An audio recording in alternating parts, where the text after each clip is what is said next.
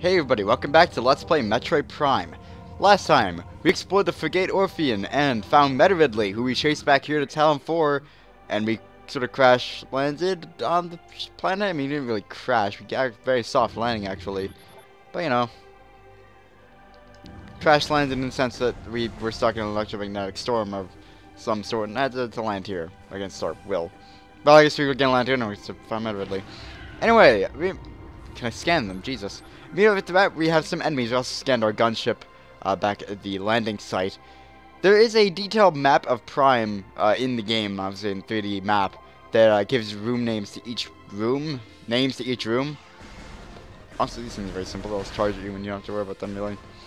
I usually just ignore the enemies of Prime, so I'm going to be doing that a lot, just ignoring enemies or surroundings, because they're not really important. I'm going to explain what some things do, like this has a slight explosion when you shoot it enough, and I think it hurts you a little bit, but it's not really a big deal. It usually just like drops items. It did drop that time. Actually, that's pretty good because that's a 20 health pickup that we could scan. That's pretty cool. Actually, usually you get like a guaranteed one later, but you know, these are blast caps. Once you shoot them, they will blow up into a poisonous field of poisonous gas that will slowly hurt you if you step into it. Sort of like acid in the original Metroid games or stuff like that. Also, it just hurts you if you contact it. Most enemies have touch damage in this game. I can't think of a single one that doesn't. Zoomers are like Actually, Geemers are also an enemy in this game. So yeah, these are just things that move on platforms and pretty easy to kill. We can kill one and have fun. And somewhere on this platform is a advanced zoomer called a Geemer, I'm pretty sure. That it's essentially a zoomer, but it can't be hurt by normal shots. You have to kill it with a missile. So, we can't kill it yet. Sure, well, but it's just gonna reflect them. Or absorb them, or whatever it was doing. It wasn't really paying that much attention. We have tons of blast caps in here. What are these called? Sap sacks? Yeah. Blast caps are the mushrooms. I also don't know the names of things, clearly. But, you know, you can probably guess that just from me being, you know, not very smart. Another elevator, though. Elevators in Prime usually lead to also different areas, which is why they typically act as loading screens, because they need to load the first few rooms, I think, of a new area. I'm not exactly sure how Prime handles its loading, especially with the Wii version. I don't know for sure. Anyway, Chozo lore. The history of the Chozo stretches back into ancient times, so far into the fog of the past that we know not where our ancestors came from. One thing is clear, however. The Chozo who colonized Tallon IV made a conscious choice to assure a civilization of advanced technology. We chose our choose to live in harmony with nature, guided by the providence of the universe. We believe we will spend peaceful days here and plan to leave our wars from time to time. So at times you'll see Chozo lore around the world, which is, well, now it's not swirly, but originally it was like a swirly wall that you can scan and get some depth on the Chozo. The Chozo, if you don't know Metroid, are the people, or the race rather, that raised Samus after her family was murdered by Ridley. Specifically her parents, but, you know, also her, probably her whole, like, planet, colony, or whatever. So that was nice. But, you know, they took her in, infused her with their blood, and gave her the power suit. So now she's super acrobatic and also part bird. And has this, super suit. So we got basically parasites here, but these are actually scarabs. They're basically the same thing, but they have a different name and look a little bit different. Basically, they're not the ones that are in space. So, you know, I imagine they're like barnacles, but, you know, space barnacles. We have ions here, which are basically things on the wall that will continuously shoot lasers, and you can jump over them. You can shoot them to stun them, so that they will stop shooting their lasers. So, not a big deal, really. And you have Chozo lore. That's not Chozo, it's like a plant root. You can scan so much in Prime, it's amazing. Like, we could have scanned that, tree root, which I guess we'll do now, because I brought it up. But, we can scan, obviously, enemies, these Chozo lore. There's so much flavor text in Prime, and I love when games have flavor text like this, because it's just like, of poison, yeah, cool. Like, I don't care, that's not important, but, you know, I guess I shouldn't say I don't care, but, you know, it's interesting that there's just, like, random things like that. That's effective, we'll get to in a moment. This is a War Wasp hive. If you get too close to it, it will just release War Wasps, which, you know, we kind of want to scan them, but we'll get to that in a moment. If you look in here, we can see Samus, who doesn't really have any animations on her mouth. So behind us, there are going to be War Wasps, which are basically sort of like airborne beetles. They'll just come out of War Wasp hives in drones and fly at you, and, you know, not very dangerous. Not these ones, at least. Really, no war wasp species is very dangerous, though. Incapacitate small organisms. That's cool. Over here is a safe point if you really want it. Might as well get the measure set on my map. But I want to deal with these war wasps, if only because I want to show off the... I think... Do I still hear one? Oh no, I hear the beetles. Okay.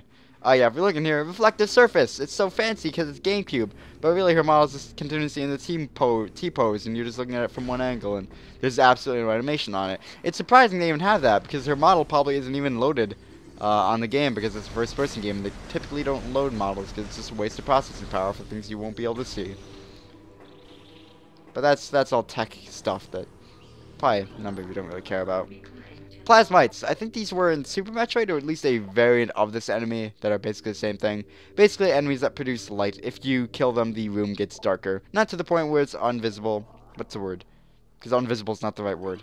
Invisible? Because that's not correct either, because then that's just nothing. Man, I don't know how to talk, ever. It's too dark to see.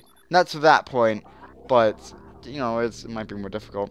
Tangleweeds are essentially things that will slow you down if you walk across them. Not really a threat. Not these ones at least. So there's a variant later called venom weeds that then do damage, but not those. Those are harmless. And as we can see here, there's this poisonous water all across the area. But we have missiles over there.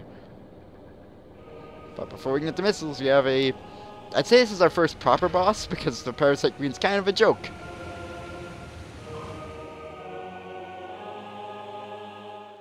We have the Hive Mecha. Immediately, of course, you'll want to scan bosses. I'm super paranoid about this in my playthroughs because I hate not having a complete scan book. I don't know why. I shouldn't really care, but I do.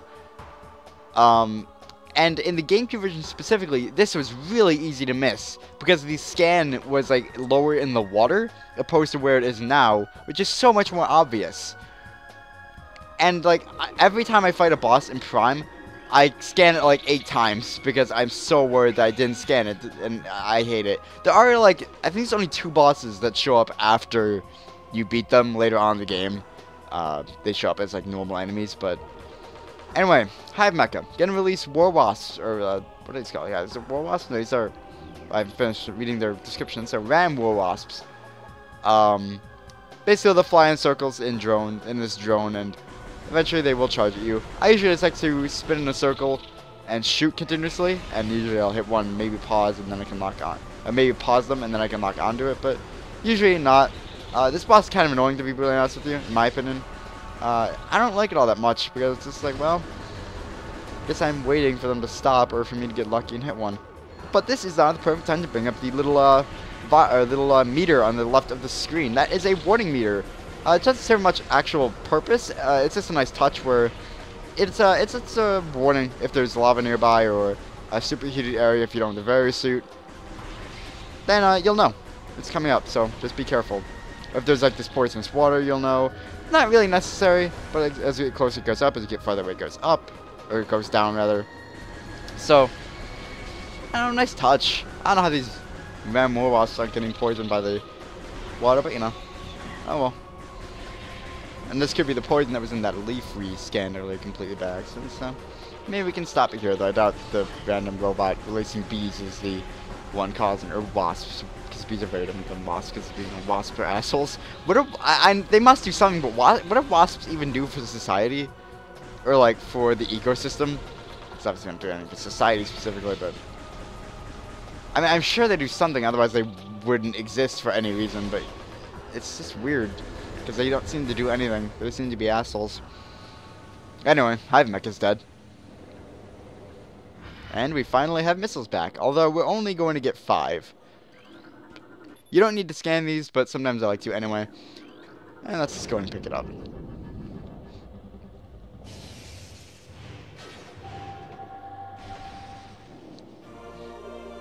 Yep. For some reason it's gonna give us a tutorial. I guess if you've forgotten the 6 minutes we didn't have the missiles, or 10 minutes rather. Anyway, this is a blast shield. You can open it with a missile. So, just go and do that. Only takes 1 missile opposed to the 5 it took in Super Metroid to open blast doors. Well, I guess they were, I don't know if they were really blasters, they were just red doors, but you know. And finally, we can get missile ammunition back, but that's not super important. Anyway, we just picked up an energy tank, and that goes into the collectible thing that just popped up on screen. That will give you an area name, the room name in that area, so we are in Chozo Ruins, Transport Access North. The the items required to get into that room and to get the item. If I gave you everything you need to get to that point in the game, it would get pretty ridiculous. So it's only to get to that room specifically and get that item. And also a description of simply where the item is in case it's like a puzzle of some sort. So hopefully that can help someone. It's similar to what I did in the past, but you know, now for Metroid. Actually really happy with how they came out. I went through a lot of design changes with them.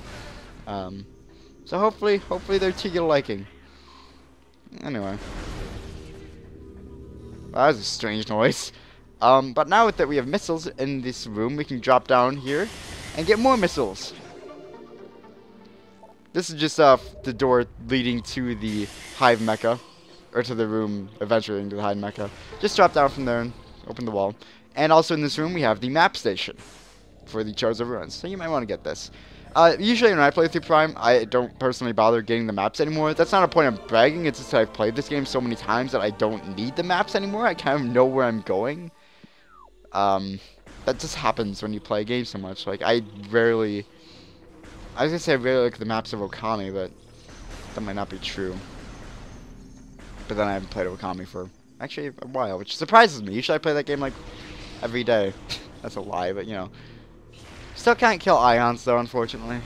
You need a lighter weapon to do that, because you can kill them, but not right now. Scarabs is going to be a pain, but Scarabs is actually kind of helpful if you need, like, health pickups or missile drops, because, it's just a bunch of enemies that you can kill really quickly, and they'll probably drop something helpful. If you can get Scan the Blaster, there's also one here, but I don't really need to, so not going to worry about it. And we have more Scarabs coming through this path, and now it's harder, because we have more energy tanks. There's 2 batches of Scarabs. Not really that much difficult. I usually just like mash the button and hope for the best when I come across Scarabs.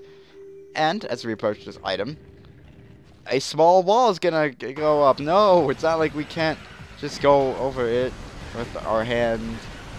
I was gonna say hands, but Sam's really only has one active hand because she has the cannon. But you know, she has power grip. Actually, no, it depends on the timeline split. Like if you're going Zero Mission or the original Metroid, because then she doesn't have power grip. She doesn't get that until Fusion. So, you know, depends. I would go with that she has the power grip. She could just do that. But now we're in 3D. The rules are completely different. Anyway, just have to fight a small horde of beetles, and then this plated beetle is going to come up, and it's super scary and dangerous, but really it's not any more difficult. But, you know, it tries. It's just going to charge at you like any other beetle, but now you can only shoot it from the back. My advice is to just sort of stare it down and wait for it to charge, and then strafe out of the way and just spam missiles at its back, and that should kill it in 1 cycle, maybe 2 if you're not as quick with missile shooting. Yeah, just wait, maybe shoot it a bit for fun. And missiles home in if you're locked on, so you don't have to worry about it. I scanned this right? Okay, I did. See? Super paranoid. It's even worse than the GameCube version where like you can't move the pointer obviously quite as fast because you don't have a pointer, you have to aim at the analog stick. And the R button. You know, that makes it worse because you can't aim quite as fast, and I'm worried if I miss one in the middle, I'm never going to be able to get it again. Great. I had to play through the entire game again just to get that one scan. That ultimately won't matter. Anyway, we have a morph ball now, which allows us to basically go through tunnels faster, and also just generally go faster. We could shoot these Scarabs to not lose health, but, you know, I don't particularly care. If we lost 2 bits of health from that, like, not really a big deal. Also, sorry if my voice is a little bit screwed up. I'm just noticing it now that it sounds like a bit off. That's also because my nose is like immediately stuffed up for some reason, but you know, allergies, springtime. Doesn't feel like springtime. It's cold as hell.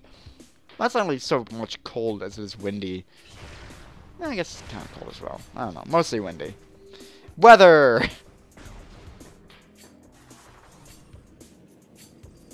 But also, let's bring up the music of Prime. It's my favorite Metroid soundtrack. It's one of my favorite game soundtracks in general. It's just phenomenal in every way. It's atmospheric and yet catchy at the same time. Very few games are able to do that for me. I want to say Undertale is one of them. But, I don't know if I'd really call a lot. Well, yeah, no, a lot of those tracks are as well atmospheric because they are just catchy. Though, I don't know if battle tracks can so much be atmospheric because they can be exciting or just fun to hear. But a lot of people like praise. Let's use Ocarina of Time, for example.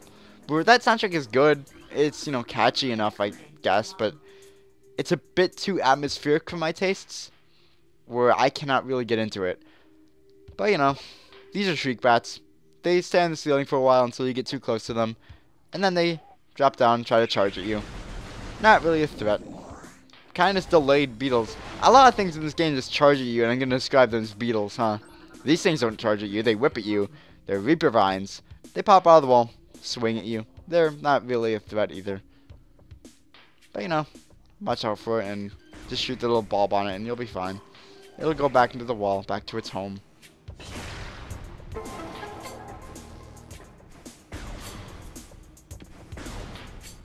God, I love the soundtrack. But even like this is probably the most atmospheric of the songs, and probably because of that, I guess. Well, actually, the phase on. Well, actually, there's an area later on that I don't like quite that much, or quite as much, because it's a bit too atmospheric even for my tastes. And I love atmospheric music. Don't get me wrong. Can I get this expansion? Jesus, but yeah, this is I still love like this whole soundtrack. Super Metroid is really good though as well, but I just like this more. I think in general I have a preference toward 3D games to 2D. Cause like I love stuff like Mario World and Shovel Knight and the Yoshi's Island and Yoshi's Woolly World. Not so much New Island and DS. I really don't like trash. So, but I have a preference toward 3D games for the most part. I like to think because I grew up with them mainly in N64. I mean, I also grew up with the Game Boy Advance, but I don't know, I just sort of ended up garnering more of a preference for 3D stuff, like Sunshine. I played that as a ton, 64, Mario 64, I grew that. I grew up on that, Banjo-Kazooie. These are all the games I grew up with, so I just sort of grew up with knowing 3D games better than 2D. I'm still not that great at video games in general. Well, it depends on the game, because like if it's Mario Party, I'm pretty good at that when it doesn't come down to luck. But talking about a great poison here, so that must be the poisoned water from a meteor. Yeah, that's cool. And now we have the charge beam back. So now we have about everything back except the Very Suit, and also we had the grapple beam back on the frigate again, but that doesn't really matter. Let's not worry about that right now. It's pretty useless. The grapple beam has always been useless. I feel like they made it helpful in one game. Was it Prime 3? Where at least I heard about this, like you could rip off people's shields with it. Anyway, now with the charge beam, we can kill ions, which is helpful, I guess.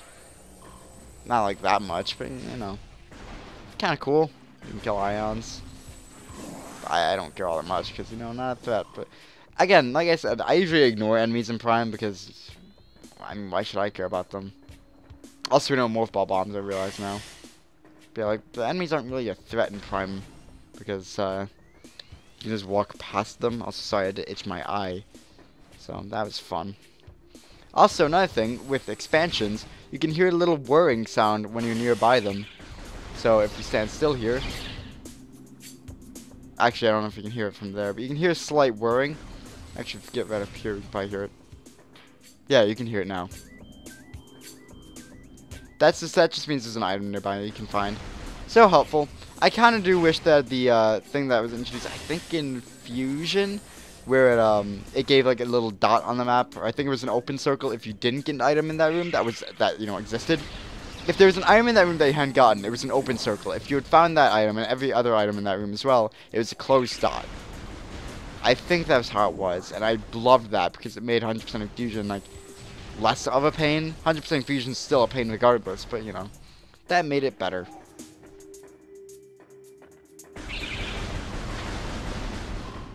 So we're just sort of going around doing our thing. I'm not really explaining the world, but I don't feel like I need to. Metroid's a very casual game for me. I just sort of play it. These are stone toads. You can go into morph ball mode and eat them. Fucking, why can't I speak? If you go into morph ball mode near it, it will eat you, and then eventually spit you out because it can't eat you. You're metal, but it will try, and it will fail. Unfortunately, poor guy. I'm trying 100% this game, by the way, without a guide. So if I ever just pause and I don't, like, say I'm itching my eye or something, I'm probably trying to remember, is there an item in this room that I can get at this time?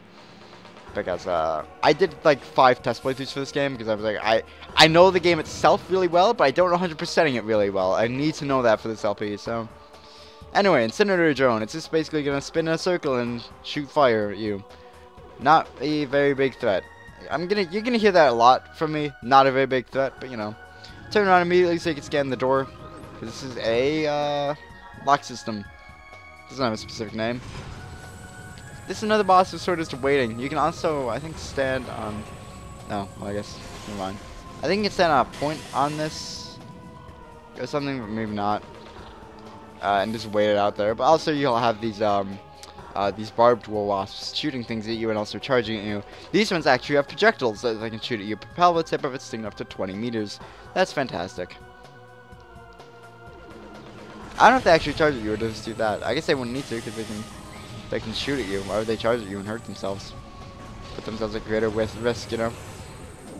But, yeah, it's worth a shot. I mean, people a long time ago had, like, bayonets on their weapons, so... Not a long time ago, like 1800s. I guess that's a long time. It's 200 years, but you know, it's not relatively to the universe's existence. Isn't that long? You know, start of like all life, and then you know, War of 1812. Relatively, that's like what 13.4 billion to 200 years. You know, I think there's a little bit of a difference there. It's also not a fair comparison. Wow, that guy just got fucked. Poor guy. I mean, they die anyway because the fight ends and it just makes them explode either way. But he actually like got in the fight. That was terrible. Anyway, we got bombs now. That's nice. Something they added in the trilogy version is the spring ball, which is essentially you can jump. Not like that. That's a morph ball bomb jump. It's a bomb jump, rather, because morph ball bomb jump sounds ridiculous, but you can do that. You can set a bomb down and wait, and that'll propel you upwards, or you can just flick the wheel remote upwards. You do a little hop. It's fun. Also, much more convenient, because it's just like, well, I have to wait like a couple seconds to jump, because, yeah. Anyway, with all the upgrades we got today, we got a lot. We got missiles, we got morph ball, we got bombs, we got charge beam. I think that's enough for one episode. Next time, we simply continue exploring Tallon IV. Maybe we find out what the Great Poison is. Maybe we solve some problems here. Probably not really, but you know. Maybe we'll stop that. See you guys next time.